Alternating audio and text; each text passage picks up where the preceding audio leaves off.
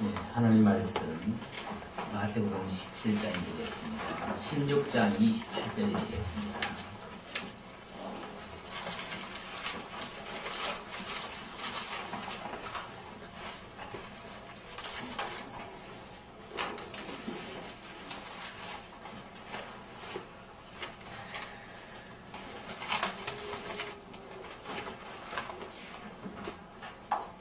예, 16장 28절 공부하겠습니다.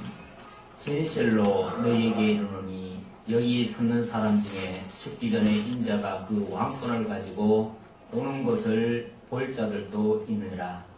엿새 후에 예수께서 베드로와 야고보와 그 형제 요한을 데리시고 따로 높은 산에 올라가셨더니 저희 앞에서 변형되사 그 얼굴이 해같이 빛나며 옷이 빛과 같이 휘어졌더라. 아멘. 네, 2절까지, 17장 2절까지 공독해드렸습니다.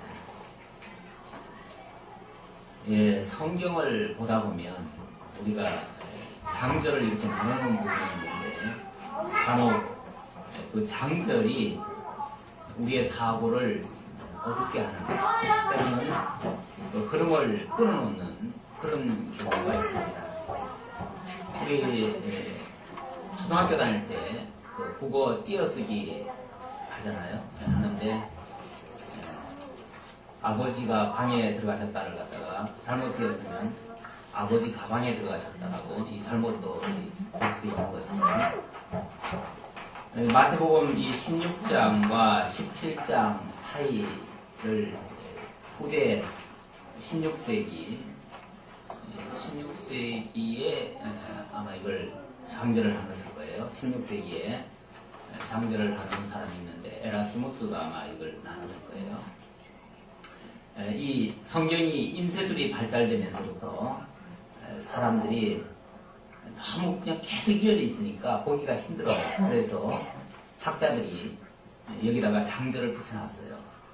그런데 이 장절 때문에 우리의 그 성경을 읽는 논리적 사고가 끊어지는 이런 일들이 종종 있습니다. 본문도 그런 중에 한 부분이라고도 볼 수 있는데 16장 28절까지 하고 딱 끊어버리니까 17장 얘기는 전혀 딴 얘기처럼 그렇게 받아들이기가 쉽습니다. 그러나 사실은 그렇지 않습니다. 우리는 사실은 이 장절을 끊어놔도요, 우리는 거의 통으로 봅니다. 성경을. 마태복음 그러면은 마태복음이 28장까지 있는데 28장이 28개의 어떤 다른 내용들이 기록된 게 아니고 28장 전체가 하나의 쭉 이어진 그러한 아주 통문장으로 우리는 이해를 하죠. 그러다 보니까 장절을 뛰어넘어서 보기도 하고 때로는 같은 장 아니라도 아니면 같은 절 안에서도 상황이 또 바뀌는 경우도 있죠. 이게 이제 끊는 사람이 어디서 끊었느냐에 따라서 다른 건데 지금 이 부분도 그런 부분에서는 조금 안타까운 부분입니다. 그것 때문에 많은 잘못된 오해도 또 있기 때문에 그렇습니다. 그래서 저는 굳이 16장 28절과 17장 2절까지 같이 읽었는데 이것은 같은 내용이기 때문에 그렇습니다. 자, 이제 본문을 확인해 보도록 하지요. 지금 우리가 보고 있는 장면은 마태복음이고 마태복음은 전체가 직임을 통해서 예수가 가지고 있는 그리고 예수가 행하신 그 직임을 통해서 당신이 약속대로 오신 하나님의 아들 그리스도이심을 증거해 주시는 그러한 내용이 되겠습니다. 그래서 직임으로 그리스도이심을 증거하는 내용인데 그렇게 하기 위해서 예언대로 오셨음을 확증해 주었고요. 선지식을 가지고 계시다고 하는 사실을 5장부터 16장 12절까지 소개를 했습니다. 물론 그때에서도 16장 12절과 16장 13절은 이렇게 우리가 또 나눠놨지요. 왕직을 가지신 예수는 16장 13절로부터 소개가 되고 있는데 그 내용이 이제 25장까지 이어져 갈 겁니다. 그 가운데서 왕직을 가지고 있다고 하는 사실 증거로서 당신에게 왕권이 있다. 왕의 권세가 있다. 그 말이죠. 왕의 권세가 있다 하는 사실을 16장 13절로부터 21장까지 소개하는데 당신의 행적을 통해서 방법도 여러 가지죠. 여러 가지 말씀으로 하실 수도 있고 당신의 어떤 행적을 통해서 증거하실 수도 있고 한데 이 본문에서는 바로 행적에 의한 증거가 되겠습니다.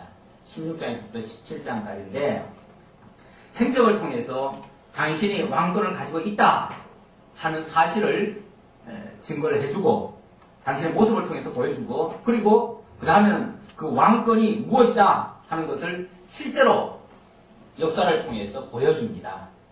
그래서 전반부는 왕권을 가지고 있다고 하는 사실을 소개하고 후반부는 그 왕권을 직접 행사해 보여주십니다. 이런 내용이 17장 끝까지 소개가 되고 있습니다.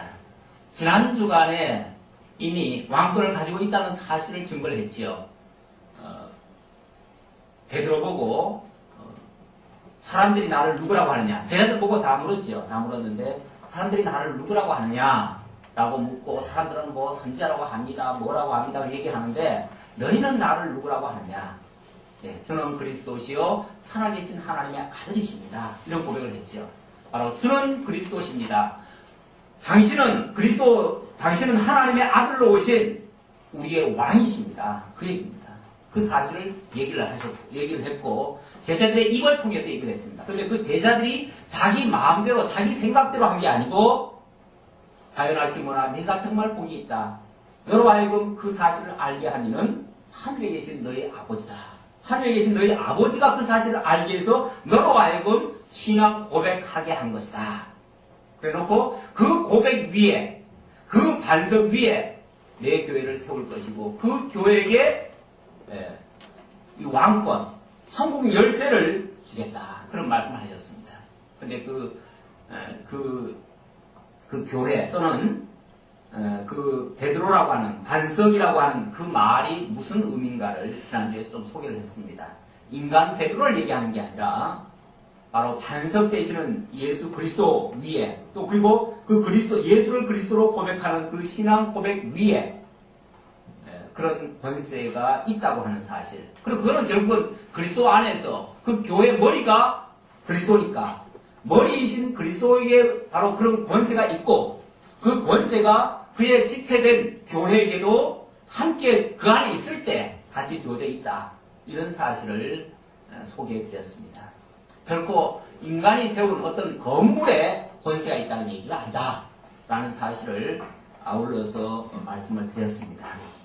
그래놓고 당신이 정말 그 왕의 권세를 가지고 있는가를 보여주기 위해서 제자들 몇 사람에게 그 얘기를 합니다. 너희들 중에 몇 사람이 내가 왕의 권세를 가지고 있다는 사실을 보게 될 것이다.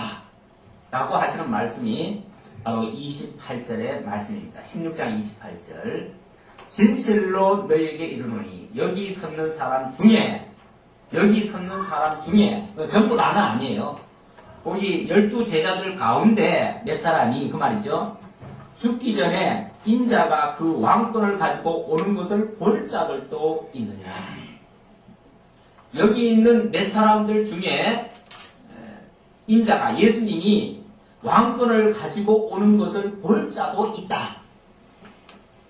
그 말씀을 하셨어요. 그 말씀을 해놓고 엿새 후에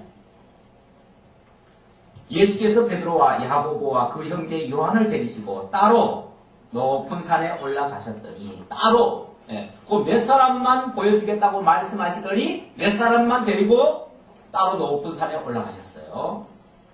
당신이 하신 말씀을 그대로 말씀대로 이루시는 거예요. 올라가셨더니 저희 앞에서 변형되사 그 얼굴이 해같이 빛나며 옷이 빛과 같이 휘어졌더라. 갑자기 그들이 보는 앞에서 얼굴이 변형되셔요. 그리고 심지어 입고 있던 옷도 빛과 같이 휘어져요. 해같이 빛나고 빛과 같이 휘어져요. 갑자기 어떤 상황이 싹 바뀌어버리는 거죠. 그런데 자세히 보니 때에 모세와 엘리야가 예수로 더불어 말씀하시는 것이 저희에게 보이거늘. 모세와 엘리야 어떤 사람입니까? 이미 다 죽은 사람이죠. 죽어도 오래전에 죽은 사람들이죠. 2000년 전, 1000년 전에 이미 죽어서 이 땅에는 없는 사람들인데 그 사람들과 함께 예수님이 의논을 하고 있더래요. 다시 말하면은 아주 새로운 모습의 환경인데 그런 환경 속에서 세 분이 의논을 하고 있더래요. 회의를 하고 있더라 그 말이죠. 회의를 하고 있더라. 쉽게 말하면 천국 회의를 하고 있는 거예요. 천국에서 지금 뭐 그 내용이 뭔지는 지금 안 밝히고 있습니다. 그러나 그게 중요한 건 아니죠. 지금 천국에서 뭔가를 지금 회의를 하시면서 뭔가를 지금 다스리고 있다는 걸 보여주는 거죠. 당신이 지금 왕권을 가지고 천국에서 회의를 주재하고 있는 모습을 보여주는 거예요. 거기다가 모세와 엘리야를 소개하는 이유는 또 뭔가?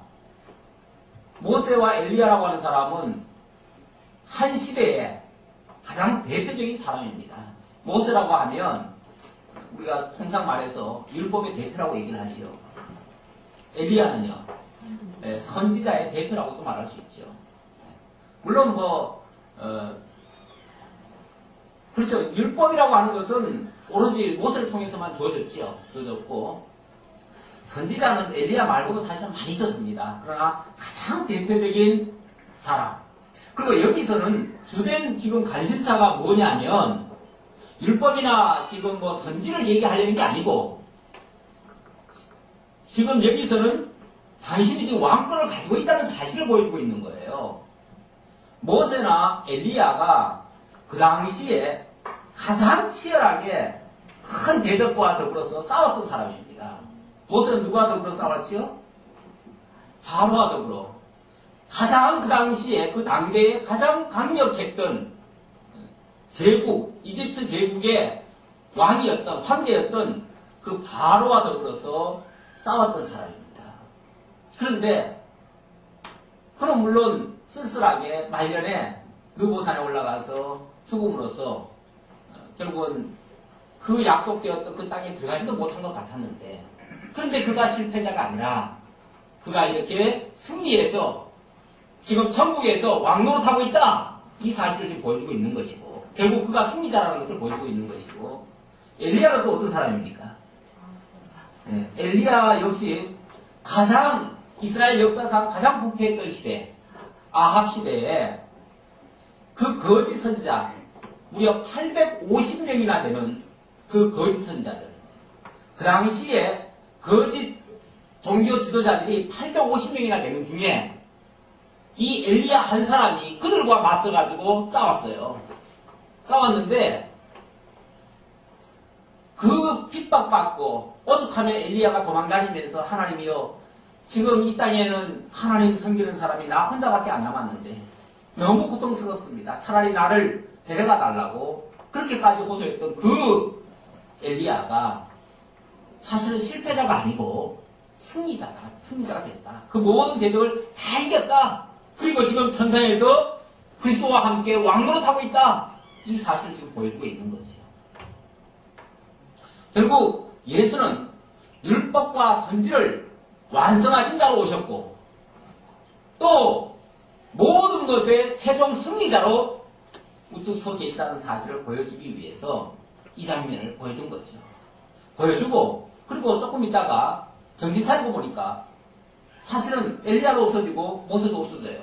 그리고 오직 예수 외에는 안 남아요. 예수밖에 안 남아요.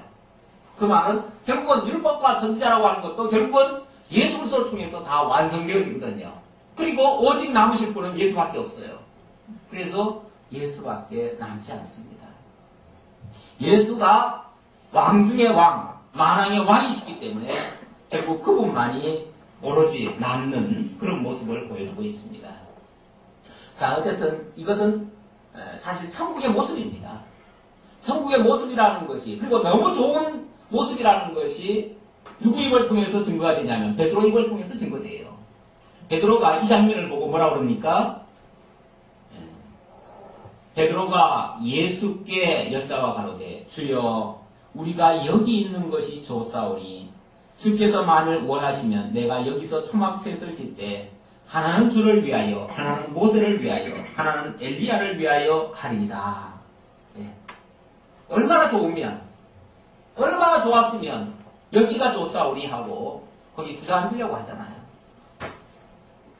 그렇게 좋은 것을 지금까지 못 봤으니까. 그리고 또 한편으로는요, 이 베드로는 지금 앞에서 예수님이 말씀을 하셨어요. 뭐라고 얘기했습니까? 예수님이 이제 곧 십자가에 못 박혀 죽을 것이라고 말씀하셨어요. 16장 21절 보세요. 16장 21절에 보면 이때로부터 예수 그리스도께서 자기가 예루살렘에 올라가 장로들과 대제사장들과 서기관들에게 많은 고난을 받고 죽임을 당하고 제3일에 살아나야 할 것을 제자들에게 비로소 가르치셨다. 이제 나는 예루살렘으로 올라가는데 예루살렘 올라가면 대제사장과 서기관과 바리새인들이 다 나를 잡아가지고 옥에 가두고 매를 때리고 그리고 나를 고난 주고 그러다가 나를 죽게 할 것이다. 그 말을 했었죠. 그 말을 하니까 베드로가 너무 겁이 나가지고 주여 그러지 마십시오 하고서 예수님 붙잡고 제발 죽지 말아달라고 간청을 했다가 예수님으로부터 사단아 내 뒤로 물러가라고 하는 그런 아주 책망도 받았었죠. 그런데 예수님은 그 다음에도 뭐라고 그러시냐면 나만 올라가는 게 아니라 너희도 나를 따라오려거든 자기를 부인하고 자기 십자가를 지고 나를 쫓을 것이다. 이런 말씀을 했어요. 나만 올라가서 죽는 게 아니라 너희도 그 가시밭길 같은 곳을 너희도 따라와야 된다. 그 얘기를 했어요. 그러니 제자들 마음속에는요 사실 불안감이 있는 겁니다. 물론 예수님께로부터 너희가 잘못된 생각을 가지고 있다. 그건 하나님 뜻이 아니다. 하나님 뜻은 죽기로 되어 있다. 이런 말씀을 들었지만은 그러나 죽고 싶은 사람이 어디 있습니까? 죽기 싫지요. 또 고난 받겠다고 하니 그 고난의 길을 누가 가고자 하겠습니까? 그래서 아마 베드로는 예수님이 보여주니까 야 이렇게 살면 좋겠다. 이렇게 되어졌으면 좋겠다. 그냥 여기서 그냥 이렇게 주님과 함께 있었으면 좋겠다. 세상 내려가봤자 뭐하게 죽을 건데 내려가서 죽느니 여기서 예수님과 함께 엘리야와 함께 여기서 살면 좋겠다. 그런 생각을 했겠죠. 그런데 그 환상이 깨져버렸습니다. 그렇게 좋았던 그 환상이 잠시 후에 깨져버렸어요. 말할 때에 5절입니다. 호련히 빛난 구름이 저희를 덮으며 구름 속에서 소리가 나서 가로되 이는 내 사랑하는 아들이요 내 기뻐하는 자니 너희는 저의 말을 들으라 하는지라. 너희는 저의 말을 들으라. 하늘에서 들려오는 음성입니다. 바로 이 사람이 내 사랑하는 아들이요 내 기뻐하는 자니까 너희는 저의 말을 들으라. 예수의 말을 들으라 그 말이죠. 예수가 가자고 하면 아골골짝 빈들이라도 가라. 거기가 죽는다고 두려워하지 말아라. 예루살렘에 올라가면 죽을지라도 그 말을 들으라 그 말이에요. 예수 말을 들으라는 얘기는 지금 여기서 소막색 짓고 여기서 그냥 편하게 살려고 하지 말고 그의 말을 따라서 따라가라 그 말이죠.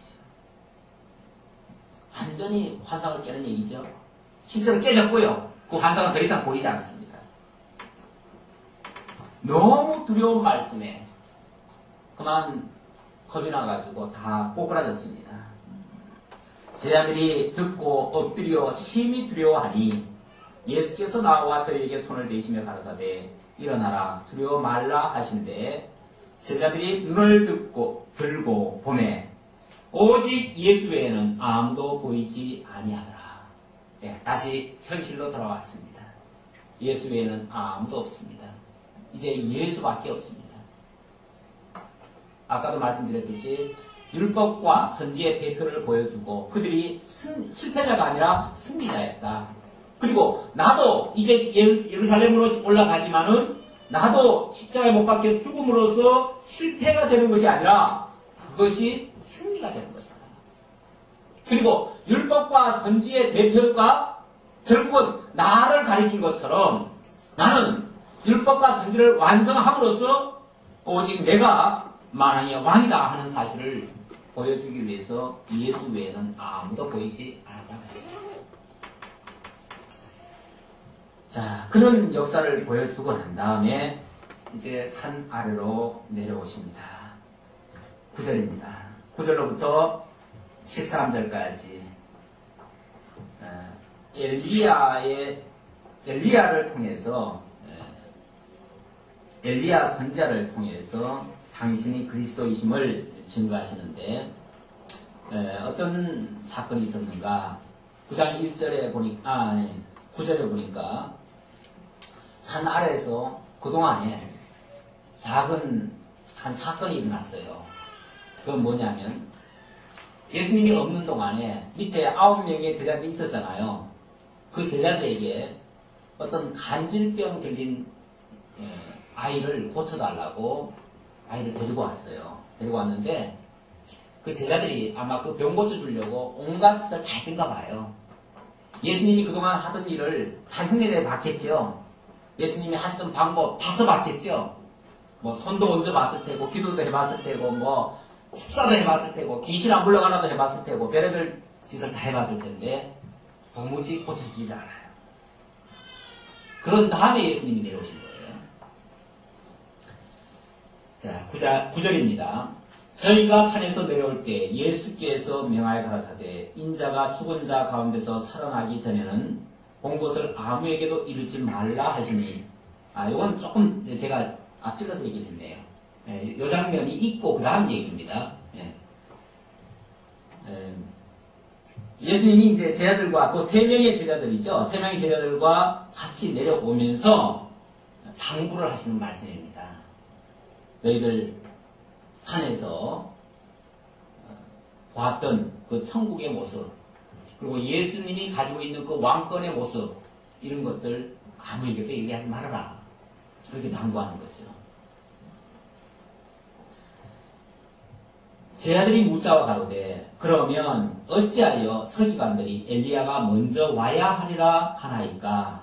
이 말은 그럼 예수님이 왕으로 오셨다는 얘기고 메시아라는 뜻인데 뭐 한 가지 조금 의문이 하나 있습니다.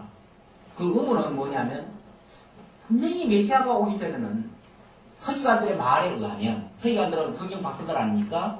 서기관들에 의하면 메시아가 오기 전에는 반드시 엘리야가 먼저 와야 된다고 했는데 엘리야가 언제 왔습니까?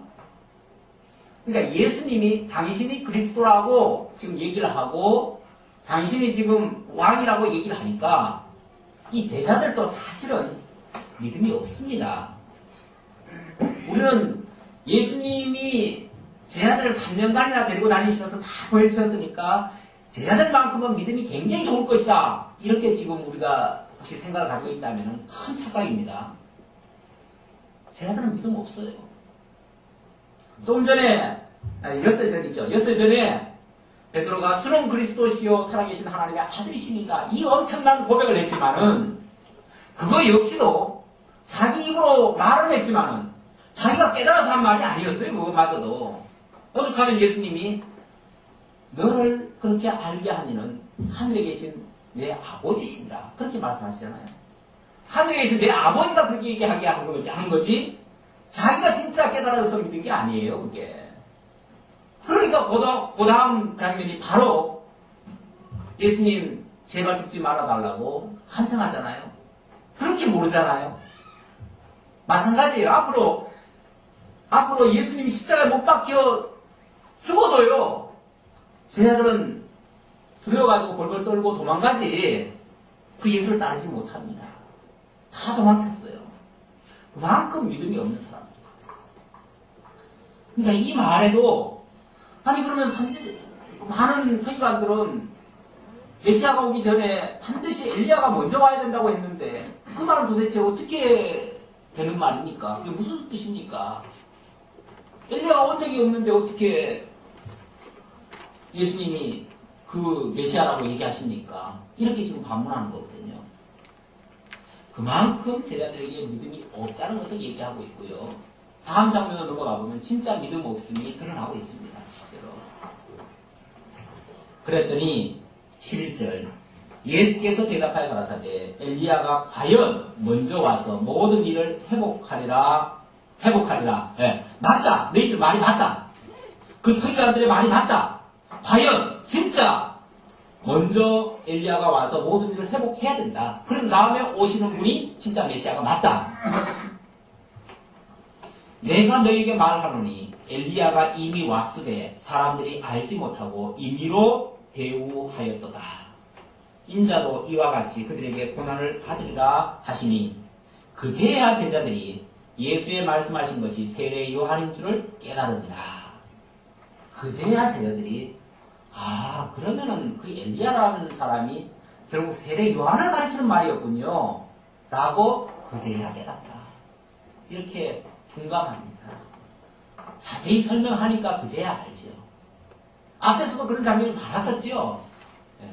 예를 들어서 뭐 여러 가지 비유를 설명을 하셨는데 못 알아들어요. 그 비유를 못 알아들으니까 예수님이 많은 대중들은 비유 얘기하면 다 오해하고 앉았습니다. 다 자기 생각대로. 여기도 보니까 임의대로 대화했다 그렇게 얘기를 했는데 자기 마음대로 자기 생각대로 다 이해를 해버려요. 그런데 정말 깨달아야 될 자들에게는 특강을 하시죠. 따로 별도로 다시 한번 설명을 해줍니다. 바로 이것은 이렇고 이것은 이렇다. 이렇게 다시 설명을 해줘요. 그제서야 그러시군요. 진짜 맞습니다. 라고 찬동을 하게 되죠. 네, 그만큼 어쩌면 참 미련하다는 것을 알 수 있습니다. 왜냐하면 사람들은요, 다 자기가 기존 가지고 있던 선입견이라는 게 있어요. 자기 원래 생각들이 있어요. 그것에 얼른 맞지 않으면요, 거부해버려요. 받아들이는 게 아니고, 그걸 자기 생각대로 그거를 해석을 해버리기 때문에, 그 문제에 대입하는 공식이 자기 주관이에요, 자기 주관. 그러다 보니까 엉뚱한 해답이 나오는 거예요. 14절입니다. 14절로부터는 왕권을 직접 보여주시는 장면입니다. 14절로 27절까지가 직접 보여주시는 장면인데 여기서는 크게 두 가지 정도를 한 세 가지 정도를 얘기하시나요? 세 가지 정도를 얘기하십니다. 사건으로 말하자면 한 두 가지입니다. 간질한 자의 귀신을 쫓아내서 당신에게 왕권이 있음을 보여주시고요. 또 하나는 그 물고기 입에서 동전을 꺼내가지고 그걸로 성전세를 내게 하는 이런 일을 보여줍니다. 그런데 그렇게 보여주심으로써 당신에게 왕권이 있음을 알게는 하지만은 그걸 통해서 모든 사람들로 하여금 믿게 하지는 않아요. 오히려 그 말씀을 하시면서도 뭐라고 얘기를 하시냐면 오해하지 않게 하기 위해서 이런 표현을 써요. 제대로 깨달아버리면 큰일 난다는 얘기예요. 제대로 알지 못하도록 하기 위해서 그렇게 한다는 얘기예요. 희한하죠? 왜 제대로 알면 안 되나요? 기왕이면 같이 좀 다 알고 같이 다 예수 믿으면 좋지 않나요? 그럴 것 같으면 만약에 그걸 원하셨으면 예수님이 모든 사람들에게 다 친절하게 설명했을 거예요. 그리고 지난번에 그 변화산에 갔다가 왔을 때도 거기를 그냥 변화산이라고 하는데 사실은 그 원래 산 이름은 변화산이라는 말은 아닙니다. 거기서 예수님이 변화했기 때문에 사람들이 후대에 변화산이다 그렇게 얘기를 한 거죠. 다만 그 변화산에서 내려오시면서 너희들이 본 거, 너희들이 깨달은 거 아무에게도 얘기하지 말라. 그걸 이제 신학적으로 은닉사상이라고 그러는데 그리스도의 은닉사상. 왜 자기를 자꾸만 가리우십니까? 왜 자신을 자꾸 숨기십니까? 숨겨야 뭐가 되니까요? 숨겨야 하나님의 약속하신 말씀대로 죽어질 수가 있으니까. 십자가에 못 박힐 수가 있으니까. 만약에 그 사실 다 알아버리면요. 어느 누가 감히 하나님의 아들을 그리스도를 십자가에 못 박을 수 있겠어요? 못 박지요. 절대로. 지도자들부터 오히려 보호하겠죠. 보호하려고 하겠죠. 이분은 하나님의 아들이다. 아무도 건드리지 말아라. 이분은 하나님의 아들이다. 특별 경고를 하고 누가 혹시 건드릴까봐 벌벌 떨겠죠. 그런데 오히려 그는 하나님의 아들이면서도 가장 낮고 천한 곳에 오셨고 가장 어린 자, 연약한 자들 편에 서가지고 형편없이 보였어요. 그러니까 아무에게도 그 사실이 안 드러난 거예요. 오히려 가리워졌어요. 가리워져야, 그리고 정말 그야말로 택하신 몇몇 사람들에게만 보여져야 그 말씀대로 되어져요. 구약의 그 메시아에 대해서 예고한 그 말씀 그대로 되어져요. 그대로 되어지려고, 그러기 위해서는 일반인들은 알면 안 돼요. 특히 그 대적자로 나타나게 될 그 종교 지도자들, 그들은 알면 안 돼요. 그들이 알면 큰일 나요. 그래서 구약 성경에도 그렇게 알려지지 않을 것을 예고를 했어요.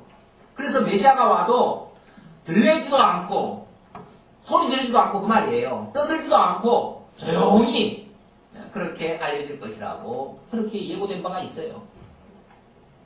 그러더니 결국 그렇게 알려지게 되는 거예요.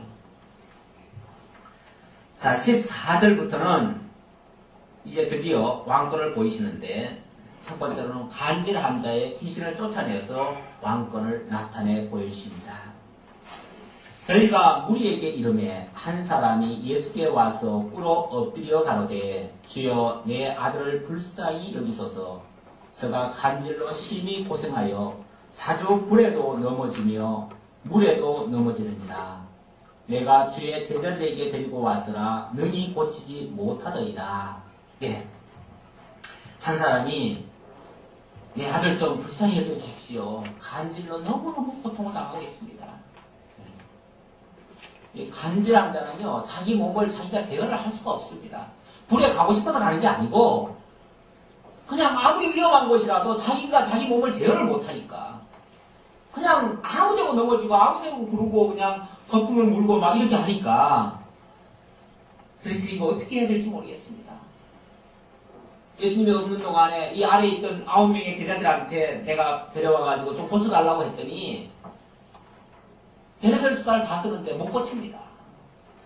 그렇게 해서 이제 예수님께 그 사실을 아뢰었어요. 그랬더니 예수께서 대답하여 가라사대 믿음이 없고 패역한 세대여 내가 얼마나 너희와 함께 있으며 얼마나 너희를 참으리요 그를 이리로 데려오라 하시다.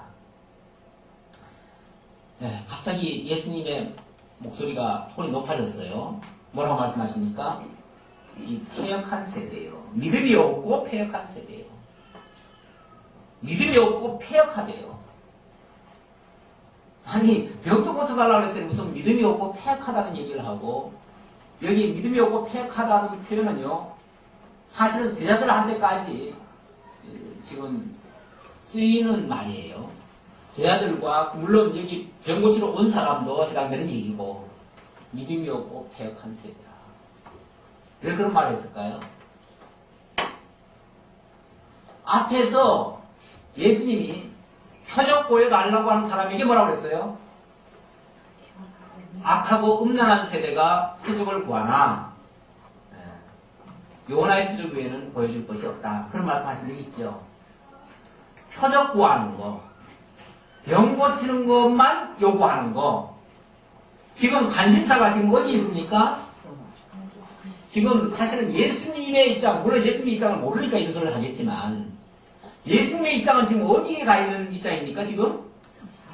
지금 이제 곧 십자가에 못 박혀 죽으러 가시는 예수님이신데, 그 예수님 앞에서도 뭐만 지금 요구하고 있어요? 병만 고쳐달라고 지금 요구하고 있어요. 물론, 여기 간질병 환자의 아버지는 뭐 그리스도를 잘 몰라서 그렇다고 칩시다. 제자들마저도 관심은 어디에 있어요? 그저 병 고치는 거. 그 다음에 가면 또 그 말도 나와요. 어떻게 우리는 이 병이 안 고쳐집니까? 우리는 왜 해도 안 됩니까? 여전히 관심은 어디에 있어요? 병 고치는 거. 예수님이 병 고쳐준 것은 병이나 계속 고쳐주려고 일을 시작하셨습니까? 그게 아니죠. 병 고치는 역사를 통해서, 표적을 통해서, 표가 되는 이적, 그 말이거든요. 표적이란 말은. 결국은 그 표라고 하는 것은 뭔가를 가리키는 거예요. 쉽게 말하면 손가락이에요. 손가락이에요. 손가락 우리를 가리켰더니 손가락이 지목하는 그걸 안 보고 이 손가락만 가지고 계속 추구하고 있으니까 표적이 가리키는 그리스도는 안 보고 계속 이 표적만 구하니까 이게 악하고 음란하고 해악하다고 말이에요. 이게 또 믿음이 없는 거라고 말이에요. 예수 믿고 난 다음에 물론 예수를 믿게 하기 위해서 하나님이 표적을 보이실 수도 있습니다. 역사를 하실 수도 있어요. 처음 예수 믿는 사람들이 사실은 굉장히 놀라운 역사를 하나씩 경험하는 경우가 있습니다. 그런데 그거를 또 계속 그것만 추구한다 그러면은 그거는 목표가 설정이 잘못된 겁니다. 그게 전부가 돼버려요. 그게 전부가 돼버리면 그 사람은 거짓하다가 끝나는 사람이에요. 일평생 신앙생활을 그것만 추구하다가 끝나는 사람이에요. 진짜 그 표적이 가리키는 그 놀라운 역사가 가리키는 예수는 못 본 거예요. 그러면 헛된 믿음이 되는 거예요, 그게. 그래서 그런 자를 가리켜서 믿음이 없다고 얘기를 하고 패역하다고 얘기를 하는 거예요. 내가 이제 너희와 함께 있을 날이 며칠 안 남았는데, 쉽게 말하면 며칠 안 남았잖아요, 지금. 며칠 안 남았는데 아직까지도 표적이라고 하느냐 그 말이에요. 아직까지도. 이제 며칠밖에 안 남았는데 이제 표적은 그만 구해야 된다고 말이에요. 여전히 내가 죽고 난 다음에도 계속 만약에 표적만 구한다면 그거야말로 얼마나 악하고 얼마나 폐역하냐고 말이에요. 얼마나 못 믿으면 그런 거라 계속 추구하냐고 말이죠. 오죽 답답하면 예수님이 그 말씀 하시잖아요. 내가 얼마나 너희와 함께 있으며 얼마나 너희를 참으리요. 언제까지 그 소리를 계속 들어가면서 너희들에게 너희 원하는 거나 내가 들어줘야 되겠느냐 그 말이죠.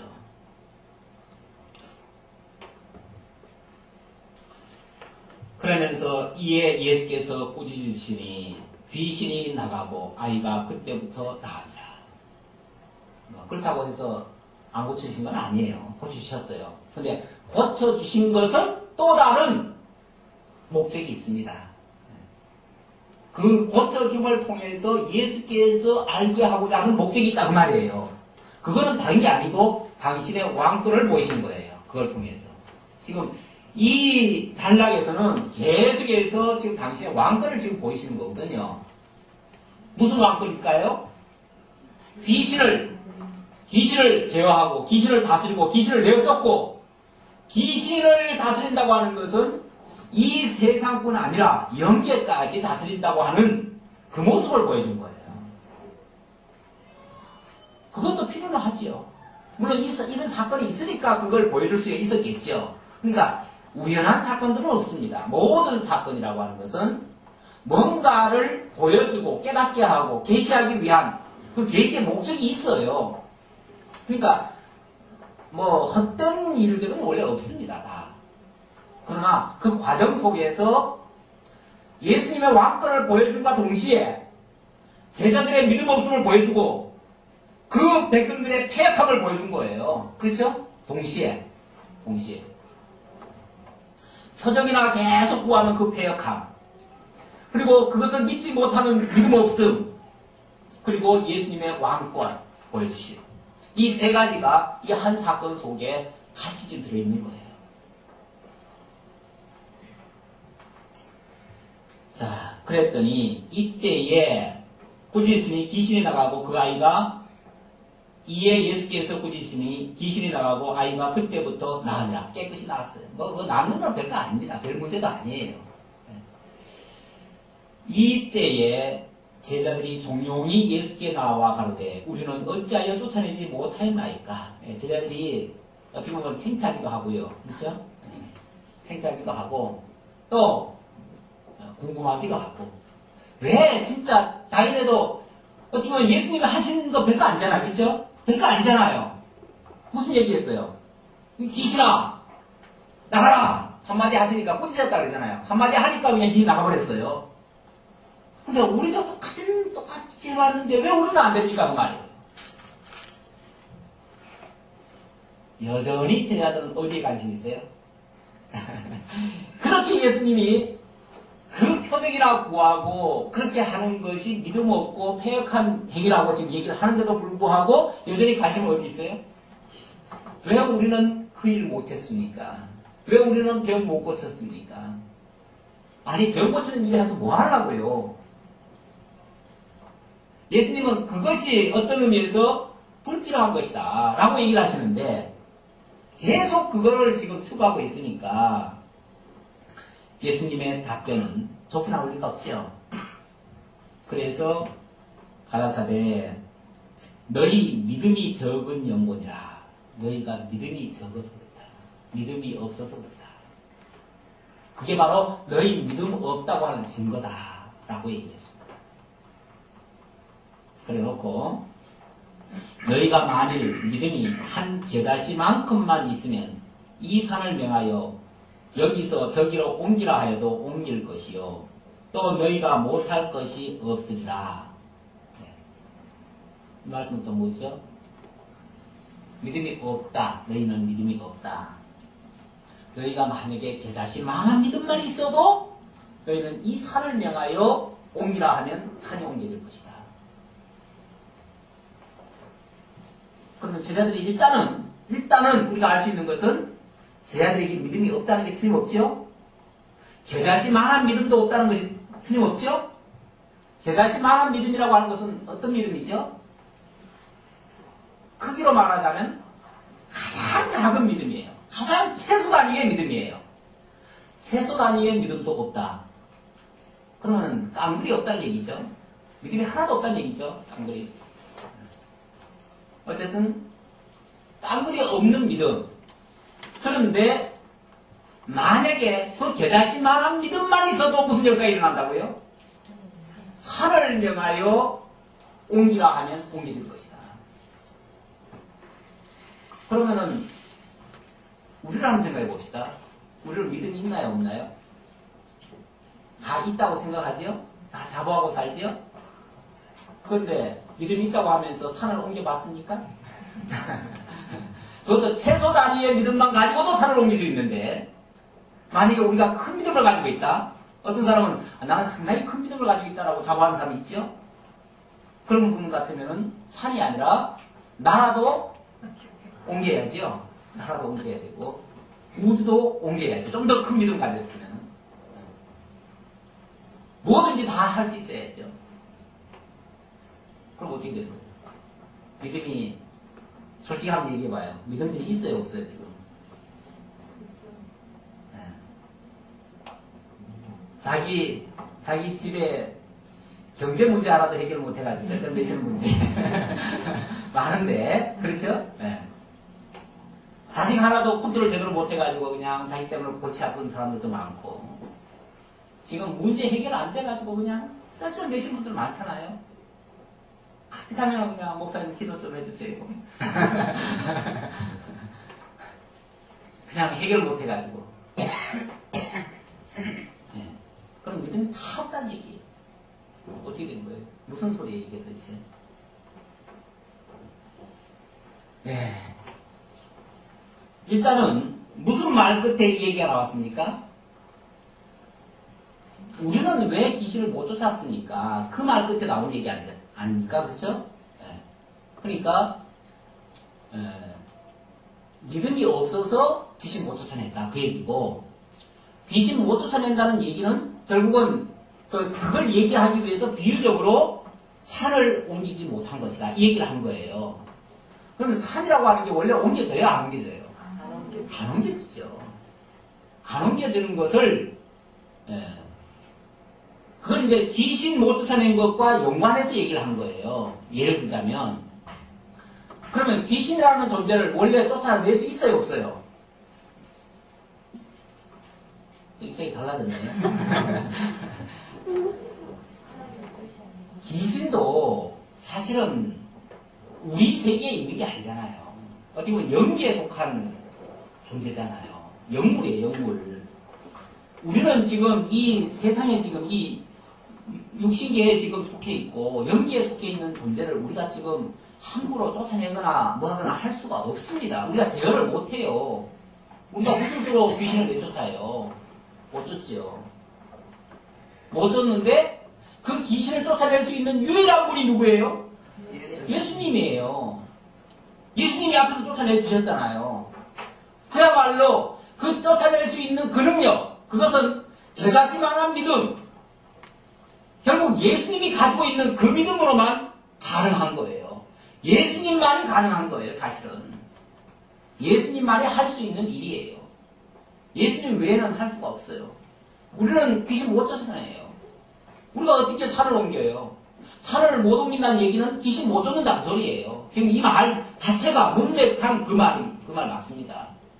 그러면은 우리가 귀신을 못 쫓아내니까 결국은 누굴 통해서 쫓아낼 수밖에 없어요? 예수를 통해서만 쫓아낸다. 예수를 통해서 쫓아내는 것이 바로 대다시만한 믿음이에요. 예수를 믿는 믿음이 바로 대다시만한 믿음이에요. 나는 못합니다. 그러나 당신은 하실 수 있습니다. 당신의 살아계심을 믿고, 그럼 당신이 하신다고 말해요. 당신의 뜻이면 할 수 있고, 당신이 원하시면 할 수 있고, 당신이 내쫓으시면 할 수 있고, 우리는 못합니다. 심지어 그런 말도 하죠. 이 대다시만한 믿음의 반대는 무슨 믿음일까요? 반대는 무슨 믿음이에요? 대다시만한 믿음이 가장 작은 믿음이니까 가장 큰 믿음은 산을 옮길 만한 믿음. 처음 들어봅니까? 고린도전서 13장 2절에 보면 너희가 산을 옮길 만한 믿음이 있을지라도 그런 얘기가 나오죠? 뭐가 없으면 헛것이요? 사랑이 없으면 헛것이요. 제가 그래서 아까 그 말씀을 묵상을 했는데 산을 옮길 만한 믿음이 있다고 칩시다. 실제로 있는 건 아니에요. 산을 옮길 수 있는 믿음이 있는 게 아닙니다, 원래. 그러나 대다시만한 믿음의 반대는 산을 옮길 만한 믿음이죠. 그런데 그런 믿음이 있을지라도 사랑이 없으면 헛것이라고 했어요. 헛것. 아무리 큰 믿음이 있다 할지라도 거기에 예수가 빠진다면, 예수를 통하지 않는다면 그건 다 헛것란 얘기예요. 아무것도 아니에요. 예, 결국은 인간적인 막 믿음, 누가 뭐 큰 믿음을 가지고 있다, 큰 행사를 했다. 산을 옮길 만한 믿음이라고 하는 것을 예를 들자면은 뭐 예수 이름으로 뭐도 하고 하는 일 많잖아요. 실제로 어떤 분은 보면 굉장히 큰 일을 많이 해요. 그럴지라도 그게 이제 산을 옮길 만한 믿음이 있을지라도 그 얘기를 하는 거예요. 그럴지라도 사랑이 없으면 헛것이요. 결국 믿음이 크다고 해도 인간적인 그런 행위라든지 인간적인 그런 어떤 믿음이라든지 이런 것은 그리스도 밖에서는 아무것도 아니다. 그건 다 헛것이다. 그런 차원입니다. 그런 차원이고 정말 더 중요한 것은 여기서 말하고자 하는 것은 대다시만한 믿음이라고 얘기했으니까 결국 그리스도 안에서 그리스도를 통한 생명력이 있는 믿음. 그 작지만 작아도 생명력만 있으면요 역사가 일어나요. 그러나 아무리 커도 생명력 없는 거는 그건 다 무가치한 거고 헛것입니다. 그러니까 무슨 일을 많이 이루는 것이 사실은 중요한 거 아니에요. 얼마나 예수를 정확히 발견하고 그분께 맡기느냐. 그게 오히려 대다시만한 믿음이라고도 볼 수 있고 그럴 때에 그분의 뜻에 의해서 되어질 일은 되어진다. 무슨 일이든지 되어질 수 있다. 내 뜻대로는 안 되지만 그분의 뜻대로는 다 될 수 있다. 이게 진짜 올바른 믿음이고 그러다 보니까 헛된 것을 꿈꾸지 않는 것이 지혜로운 일이죠. 괜히 헛된 것을 자꾸 꿈꿔가지고 하면 된다, 할 수 있다, 믿음만 가지면 다 된다. 그럼 다 거짓말이에요. 왜냐하면 산도 못 옮기면서 큰 믿음 가지고 있는 것처럼 얘기하니까.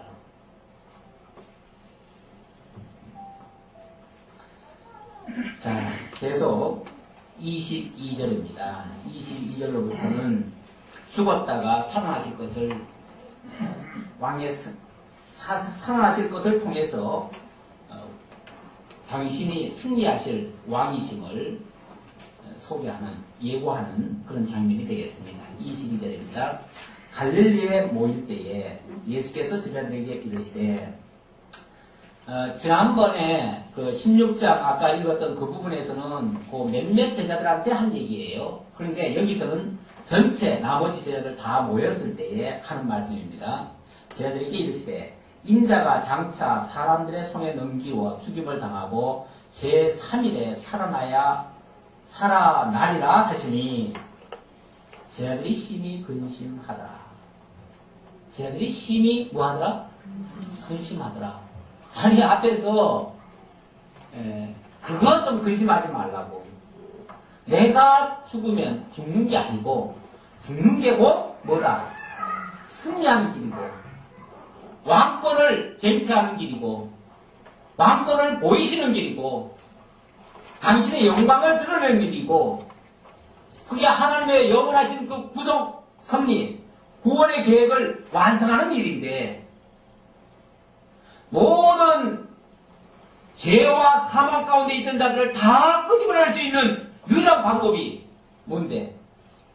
당신의 죽음인데요. 당신의 죽음인데. 이제 3일 후에, 이제 며칠 후죠. 3일이라는 말은 아니고, 이제 며칠 후에, 이제부터 예루살렘으로 올라가실 거예요. 올라가면 이제 이 역사가 일어날 거예요. 예수가 십자가에 못 박혀 죽는 일이야말로 최대 승리의 사건인데, 그 최대 승리의 사건을 믿으라고, 깨달으라고, 알라고 얘기를 했고, 나는 죽어도 죽는 게 아니고, 그래서 오죽하면 내가 만왕의 왕으로서 왕권을 가지고 천국에서 회의까지 집행하는 모습도 보여주셨는데, 그럼에도 불구하고 여전히 뭐하더라요? 근심하더라. 죽는다는 것만 겁을 내는 거예요. 죽는다는 것. 그런데 진짜는 죽어야 승리하는 겁니다. 죽어야 사는 겁니다. 죽어야.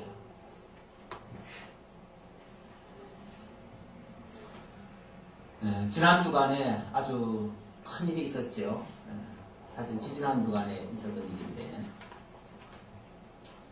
그분이 예수를 믿지도 않고 그분은 하나님에 대해서 알지도 못해요. 전혀 알지도 못하는 사람인데 그분이 한 행동, 그분의 어떤 한 일은 예수를 믿는 사람 같은 일을 한 것 같아요. 느낌에. 전혀 목사님은 예수를 몰라요. 모르겠어요. 신부, 저걸 받았다고 그래요. 영세를 받았다고 그래요. 그래서 공식적으로는 천주교 신자인데, 천주교 신앙도 그렇게 깊지는 않더라고요. 깊지는 않고. 어쨌든, 정신은 무슨 기독교 정신을 좀 가지고 있는가. 왜냐하면, 결과적인 얘기입니다. 결과적인 얘기고, 그 사람이 어렵다는 얘기는 아니에요. 그 사람도 똑같은 범인의 한 사람이고, 그런데 그 사람이 가지고 있던 생각은 자기가 죽어야 산다고 하는 생각을 가지고 있었던 것 같아요. 그래서 결국은 자기가 죽음을 택했어요. 죽어야 산다. 내가 살고자 하면 주변이 다 죽을 것이고, 결국은 자기도 죽을 것이고, 내가 죽음으로써 모든 사람이 다 살 수 있을 것이다. 그래서 결국은 자기가 죽음을 택했는데, 예수님의 말씀 속에 보면 그런 말씀이 자주 나옵니다. 하늘의 밀알이 썩어지면 많은 생명을 새롭게 탄생시킨다고 했어요. 살린다고 했어요. 그러나 그 하늘이 그대로 있으면 아무런 역사도 안 일어나요. 결국 죽어야 된다는 얘기죠. 지금 여기 이 장면도 예수님 내가 죽음으로써 많은 사람을 살리고 모든 구원의 역사를 완성하시고 하나님의 모든 영광을 다 드러내시고 그게 가장 최대의 승리 그리고 당신이 가장 진짜 만왕의 왕이심을 보이시는 그런 증거다. 그게 표적이다.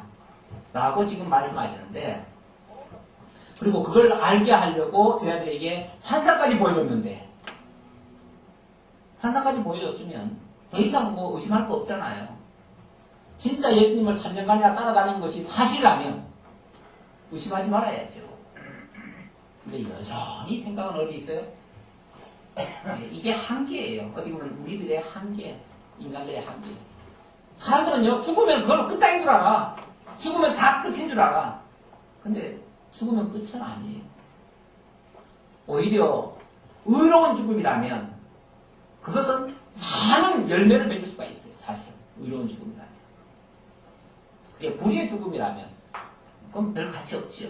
그러나 의로운 죽음이라면, 더군다나 남을 위한 죽음이라면 그건 진짜 가치 있는 일이에요. 자기를 위한 죽음은 별로 가치 없습니다. 그건 이기적인 생각에서 하는 일이기 때문에 그건 바람직하지 않습니다. 그런 의미에서 자살은 그건 사실은 용납하기는 어렵습니다. 그러나 남을 위한 그런 죽음이라면 그거는 참 가치 있는 거예요.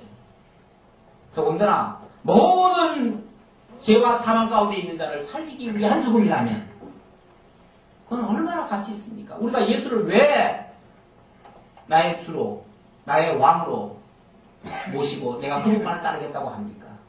그분이 바로 나 위해서 죽어줬기 때문에 그런 거예요. 나 위해서 죽어줬기 때문에. 그렇기 때문에 나 위해서 죽어주신 그 사실이 깨달아지면 나는 그분을 왕으로 모실 수 있는 거예요. 나의 주요, 나의 그리스도시요, 나의 하나님이시요, 영원히 찬송받기에 합당하십니다라고 고백할 수 있는 거예요. 근데 여전히 제자들은 그걸 아직 못 믿고 있다는 거죠. 그러니까 그들에게 믿음 없다는 것이 사실로 증명이 됐지요. 근심한다는 그 자체가 그게 증명이 된 겁니다.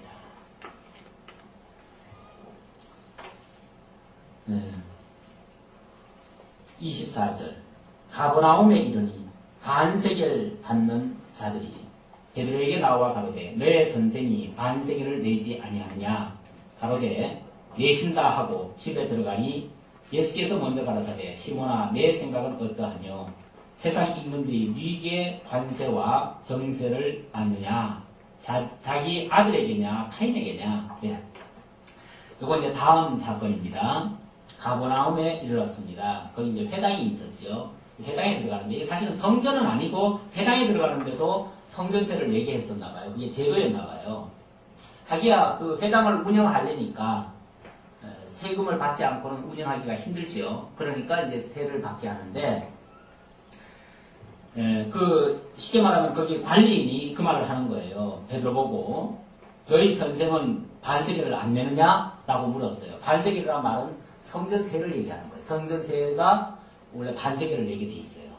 그거는 성전에 들어갈 적마다 빈손으로 못 들고 오게 해요. 그러니까 반드시 성전에 들어갈 때는 빈손 들고 오지 말라고 하는 말씀이 있잖아요. 그게 성전세를 내라는 얘기예요. 그거는 사실은 가난한 자나 부한 자나 똑같이 정해져요. 그건 연보가 아닙니다. 연보라고 하는 것은 자기의 하나님께서 주신 형태에 따라 하는 것이 연보고, 성전세라고 하는 것은 이거는 구속의 그 의미를 깨닫게 하기 위해서. 그래서 액수가 크지는 않아요. 반세계 되니까 굉장히 작아요. 돈은 액수는 적고, 다만 그 의미가 부여하는 건 뭐냐면 바로 나의 그 구속을 상징하는 거예요. 나의 생명의 속전인 게, 다른 표현으로는 생명의 속전이라고 되어 있어요. 그러면 내 생명을 구원하신 거에 대한 그 자기 신앙 고백이에요, 그게. 그래서 회당에 들어갈 적마다 그것을 내고 들어가야 되는데, 묻는 거예요. 당신 선생은 성전세 내느냐 안 내느냐? 당신 선생도 당연히 내야지 라고 이제 물은 거죠. 그랬더니 당연히 내야지 하고서 베드로가 큰 소리를 쳤어요. 근데 주머니에 돈이 있어요, 없어요? 돈이 한 푼도 없어요. 돈은 한 푼도 없는데 당연히 내야지 그러고는 이제 말을 한 거예요. 그래 놓고는 이제 예수님께로 갔어요. 갔더니 예수님이 벌써 다 알잖아요. 예수님은 얘기를 안 하기도 전에 벌써 다 아셔요. 아시고 뭐라 그러냐면은 예수께서 먼저 가라사대 하는 말은 미리 알고 얘기했단 말이죠. 알고 시몬아 네 생각은 어떠하뇨? 네가 나도 돈 낸다 하고 왔는데 도대체 네 생각이 뭐냐 그 말이죠. 너는 무슨 생각으로 그런 말을 했느냐 그 말이죠. 제대로 말한 걸까요? 잘못 말한 걸까요? 사실은 잘못 말한 겁니다. 왜냐하면 예수가 그리스도요, 예수가 하나님의 아들이요, 예수가 당신 집에 들어가신다 그러면은 돼요, 안 돼요? 그 사실을 제대로 믿었다면 안 되는 게 정상이죠. 그런데 그 말을 불쑥하고 왔으니 도대체 너는 무슨 생각으로 그 얘기하고 왔냐 이 얘기죠. 그러면서 너한테 한번 물어보자. 물어보자 그러면서 세상 임금들이 누구에게 관세와 정세를 받느냐? 자기 아들한테 받느냐? 남한테 받느냐? 물었어요. 당연히 세금 누구한테 받죠? 그렇죠. 일반 백성들한테 받고 자기 아들은 안 받지요. 자기 아들한테 세금 받는 사람이 어디 있어요? 자기 아들한테 세금 안 받아요. 그렇다면 내가 누구냐고 말이죠. 내가 하나님의 아들이라면 하나님의 아들이 하나님의 집에 들어가는데 세금 내릴 수 있냐 이 말이죠. 원칙적으로는 안 낸다고 말이죠. 원칙을 얘기하는 거예요, 지금 예수님은. 그렇다고 안 내겠다는 얘기가 아니에요. 원칙을 얘기하는 거죠. 내가 하나님의 아들임을 네가 믿는다면 네가 주오는 그리스도시여 하나님의 아들이라고 얘기를 했는데 네가 진짜 나를 믿냐? 믿는다면은 세금 안 낸다고 그래야지. 우리 예수님이 하나님의 아들이신데 왜 냈느냐 그래야지. 사실은. 그래야 되는데 그 말을 안 하고 그러고 왔으니 예수님한테 한마디 듣는 거죠. 그러면서 그러하면 예수께서 가라사대 베드로가 대답했지요? 26절 베드로가 가로되 타인에게니이다. 예수께서 가라사대 그러하면 아들들은 세를 면하리라. 나는 아들이니까 당연히 세를 면해야 맞다 그 말이죠. 그러나 우리가 저희로 오해케 하지 않기 위하여 예수님이 하시는 일들은요 꼭 그래야만 돼서 하는 게 아니고요 때로는 오해하지 않기 위해서 사람들이 예수에 대해서 잘못 알거나 또 너무 똑바로 알아도 안 돼요. 그렇죠? 여기서 오해하지 않기 위해서란 말은 예수를 하나님의 아들로 알아버리면 큰일 난단 말이에요. 그런 오해를 하면 안 되니까. 예수를 하나님의 아들로 알면 안 되니까 그 말이에요. 안 되니까 네가 바다에 가서 낚시를 던져 먼저 오르는 고기를 가져 입을 열면 돈 한 세겔을 얻을 것이니 가져다가 너와 나를 위하여 주라 하시니라. 반 세겔이니까 한 세겔이면은 두 사람 몫이 됐죠. 그러니까 네가 그랬으니까 네가 가서 물고기 잡아와 그래 그 말이죠. 잡아오면 그 물고기 처음에 딱 잡을 때 한 마리만 딱 잡아라. 한 마리 딱 잡으면은 거기서 올라오는 입을 딱 열면 거기에 동전 한 개가 있을 거다. 그걸 가지고 네가 너와 나를 위해서 반 세겔 하니까 한 세겔이잖아요. 그 한 세겔을 내면 될 거다. 그렇게 하라고 했어요. 그건 오해하지 않기 위하여 하나님의 아들이심을 알지 못하게 하려고 알아보면 큰일 나니까 지금 예수님 알면 큰일 나요. 그러니까 모르게 하기 위해서 그게 오해하지 않기 위해서 백성들을 위해서 그렇게 했어요. 이걸 통해서도 예수는 심지어 뭐까지 주관하고 계세요? 어떻게 보면 정말 무슨 생물까지 그 무인격적인 그런 존재까지도 원래 동물이라고 하는 것은 말을 들어야 안 들어요. 말을 안 듣잖아요 원래. 말을 안 듣는 게 원래 짐승이고 그건 교육이라는 게 안 되잖아요 원래. 그런데도 불구하고 그 물고기까지 주관해가지고 동전 한 입을 물게끔 하는 그 주관 그게 그것까지 다 주관하시는 만유를 다 주관하시는 왕권을 안 쥐고 계시면 왕의 권세를 안 쥐고 계시면 그런 일이 불가능한 겁니다. 그러니까 이 사건을 통해서도 결국은 당신이 왕권을 가지고 있다고 하는 자연 만물까지도 주관하고 계시는 그 주권을 가지고 계시다고 하는 사실을 제시해 주신 겁니다. 기도하겠습니다. 아버지 하나님 감사합니다. 정말 예수는 어떤 면으로 보나 하나님의 아들이요 그리스도이심을 그리고 왕이심을 다시 한번 깨닫게 되었습니다. 이 세상이 너무나 혼란스럽습니다. 때로는 해석하기 곤란할 때가 많습니다. 또 많은 문제들이 내 생각과 다르다고 해가지고 그것 때문에 근심하고 걱정하고 염려하고 두려워할 때가 너무나 많습니다. 그러나 이미 그리스도께서 만왕의 왕으로 승리하셨고 우리를 대속해서 죽으셨고 우리의 모든 죄와 사망의 그런까지 다 거두시었습니다. 그렇게 우리는 주님만을 의지합니다. 주님께 모든 것을 맡깁니다. 주님께서 반드시 우리의 모든 삶을 거쳐서 승리의 영광에 이르게 하실 줄 확신합니다. 하나님께 모든 것을 맡기며 하나님의 그 은혜로 모든 것을 승리하며 살아갈 수 있는 저희들 다 되도록 인도해 주옵소서. 오늘도 베풀으시는 은혜 감사해서 연보에 동참한 손길 드리십니다. 하나님 나라 세관의 소중하고 아름다운 일이 주님 안에서 영화롭게 이루어지게 하옵소서. 예수님의 이름으로 기도하옵나이다. 아멘.